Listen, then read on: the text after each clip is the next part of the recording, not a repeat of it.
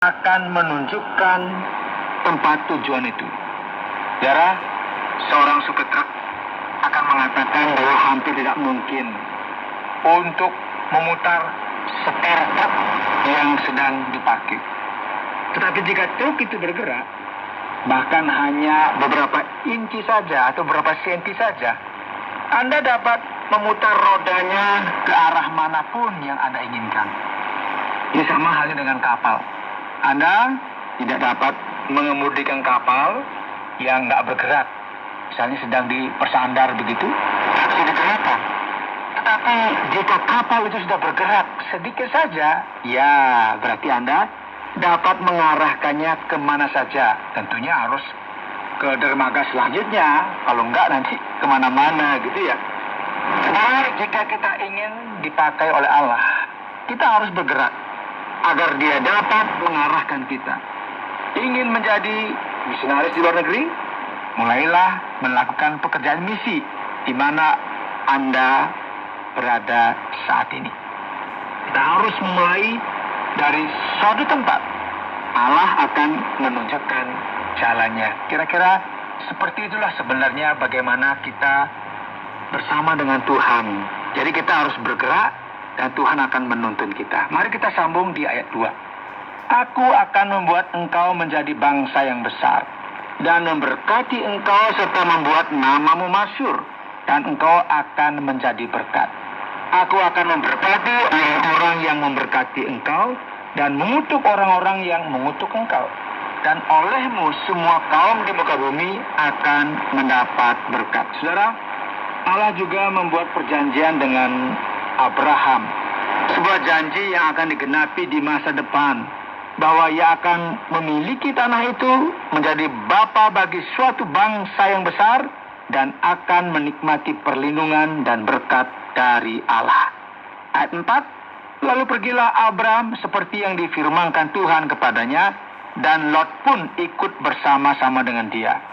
Abram berumur 75 tahun ketika ia berangkat dari Haran. Lot itu kan keponakan dari Abram. Abram membawa Sarai istrinya dan Lot anak saudaranya dan segala harta benda yang didapat mereka dan orang-orang yang diperoleh mereka di Haran. Mereka berangkat ke tanah Kanaan, lalu sampai di situ. Ya, mereka ternyata sangat kaya dalam hal barang dan ternak. Abram berjalan melalui negeri itu sampai ke suatu tempat dekat Sikem, yakni pohon tarbantin di More. Waktu itu orang Kanaan diam di negeri itu. Ketika itu Tuhan menampakkan diri kepada Abraham dan berfirman, aku akan memberikan negeri ini kepada keturunanmu. Maka didirikannya di situ mezbah bagi Tuhan yang telah menampakkan diri kepadanya. Jadi saudara, Abraham bergerak lagi setelah kematian ayahnya Terah di Haran, dan Allah menuntunnya ke tempat yang seharusnya. Nah, di sini perhatikan ya, Allah menyatakan kepadanya bahwa inilah tanah yang akan diberikan kepadanya dan keturunannya. Pada saat itu Abraham membangun mezbah pertama dari sekian banyak mezbah bagi Allah yang telah menampakkan diri kepadanya. Ayat 8. Kemudian ia pindah dari situ ke pegunungan di sebelah timur Betel. Ia memasang kemahnya dengan Betel di sebelah barat dan Ai di sebelah timur. Lalu ia mendirikan di situ mezbah bagi Tuhan dan memanggil nama Tuhan. Ya, mezbah lain dekat Betel, sebuah tempat yang akan sangat berperan dalam masa depan Israel. Dan disinilah saya percaya tempat Abram belajar berdoa. Ya, sebelumnya ia hanya menjadi pendengar yang baik.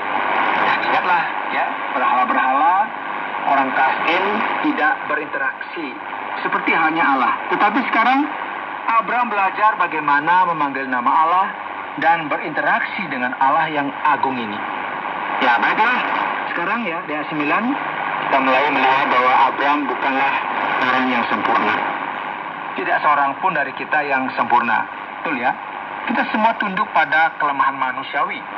Keraguan, ketakutan, dan masa-masa ketidaktaatan. Kita melihat hal seperti ini selanjutnya. Sesudah itu Abram berangkat dan makin jauh ia berjalan ke tanah Negeb. Ketika kelaparan timbul negeri itu, pergilah Abram ke Mesir untuk tinggal di situ sebagai orang asing. Sebab hebat kelaparan di negeri itu. Saudara, panggilan Allah tidak selalu berarti kebebasan dari kesulitan. Pada waktu ia akan masuk ke Mesir, berkatalah ia kepada Sarai istrinya, "Memang aku tahu bahwa engkau adalah seorang perempuan yang cantik parasnya. Apabila orang Mesir melihat engkau, mereka akan berkata, itu istrinya.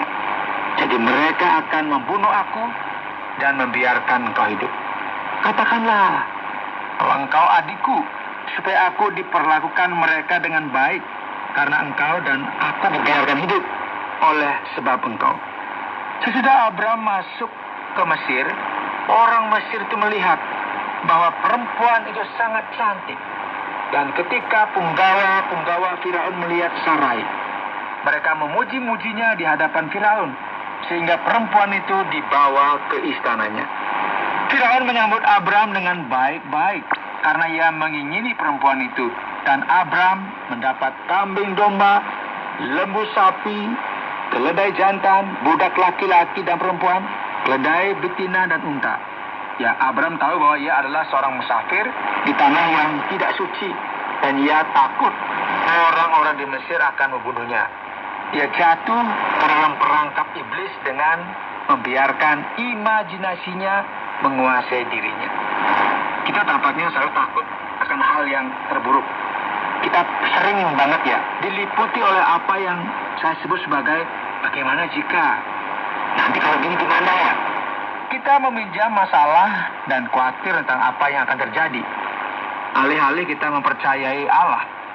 Kekhawatiran sebenarnya adalah iman dalam kebohongan, bahwa kita semua akan mati. Dan kekhawatiran itu menyebabkan Abram berdosa dan berbohong dengan mengatakan bahwa istrinya adalah saudara perempuannya. Dia hanya memikirkan dirinya sendiri sini. Dia tidak begitu peduli jika salah satu orang Mesir akan mencoba mengambil Sarai sebagai istrinya. Ayat 17, tetapi Tuhan menimpakan tulah yang hebat kepada Firaun. Demikian juga kepada seisi istananya, karena Sarai istri Abram itu.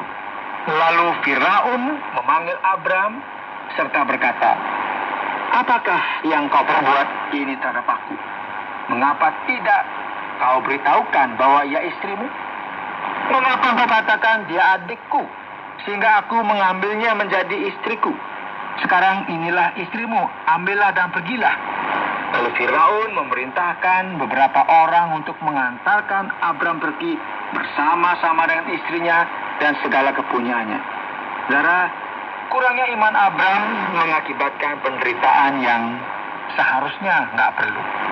Tidak hanya bagi Firaun dan keluarganya, tetapi pikirkanlah, Sarai juga mengalami penderitaan.